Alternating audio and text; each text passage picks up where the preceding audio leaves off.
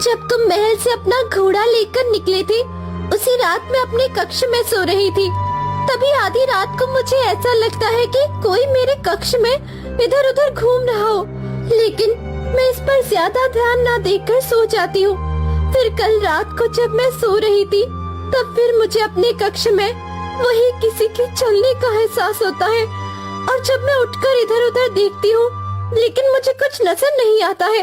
और तभी मेरी नजर अपने कक्ष के कोने में पड़ती है, और मैं देखती हूँ कि काले अंधेरे में दो डरावनी आंखें मुझे गुस्से से देख रही होती है।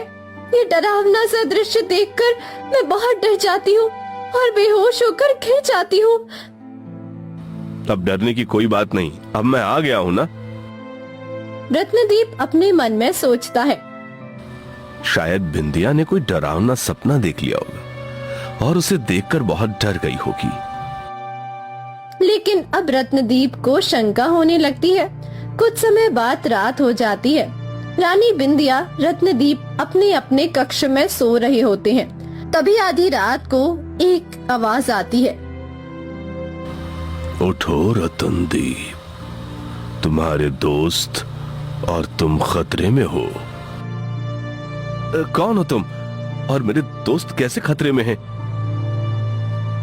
सुबह होते ही राजा रत्नदीप अपने दोस्तों को देखने चला जाता है, और वो अपने दोस्तों को ढूंढने के लिए अपने कुछ सैनिक भी भेज देता है।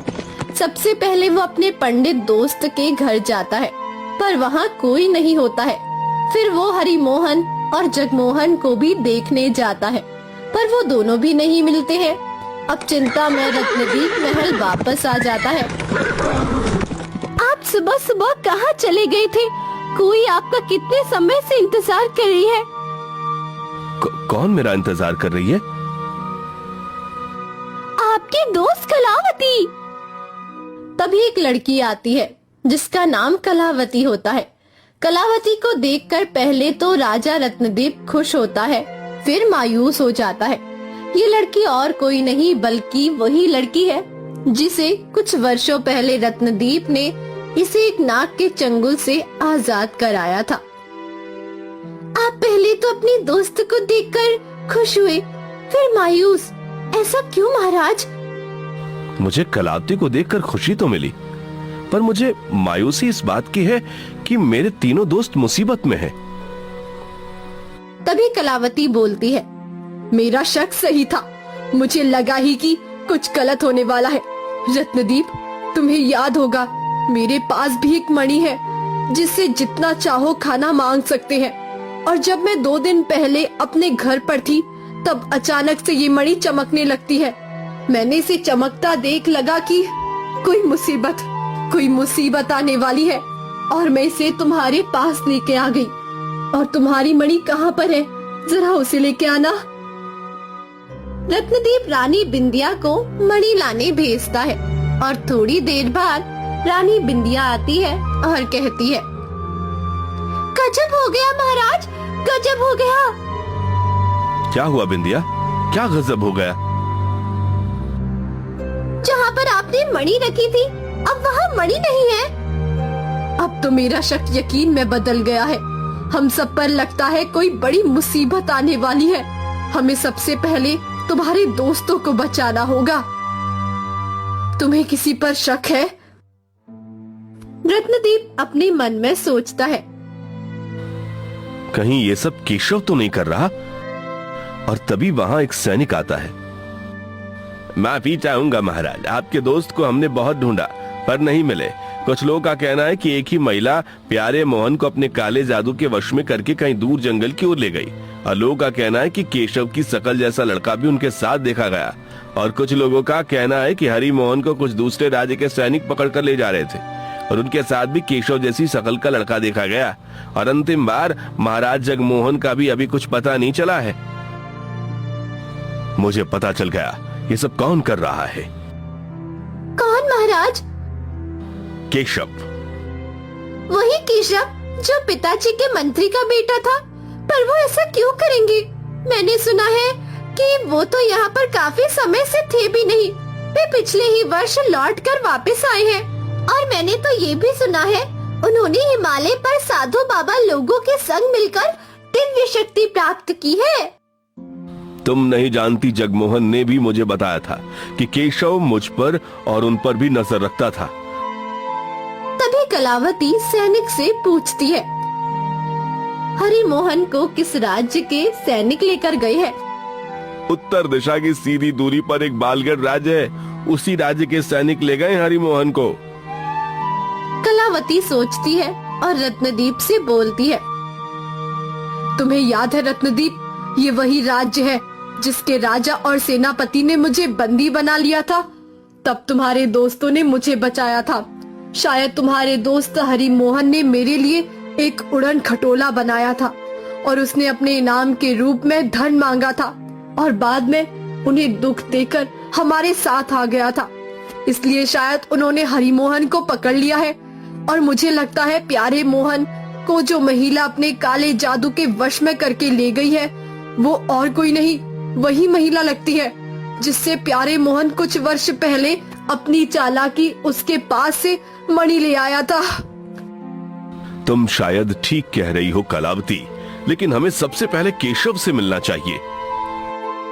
अगली सुबह रत्नदीप और कलावती दोनों रथ पर सवार होकर केशव के घर पहुंच जाते हैं और रत्नदीप केशव को गुस्से में आवाज लगाता है, केशव बाहर आओ। केशव बाहर आता है और रत्नदीप को देखकर बोलता है, महाराज, आप मुझे संदेश भेज देते, मैं स्वयं आ जाता। अच्छा, अब तुम्हारा झूठ पकड़ा गया तो अच्छा बनने का नाटक कर रहे हो।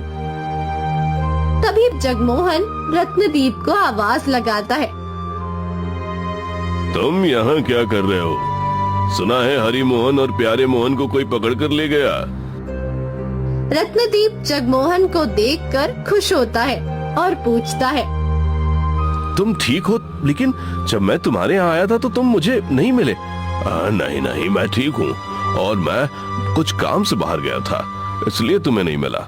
तुम यहाँ क्या कर रहे हो? वहाँ पर मैंने वो महिला प्यारे मोहन को कहाँ ले गई उसका पता लगा लिया, चलो मेरे साथ।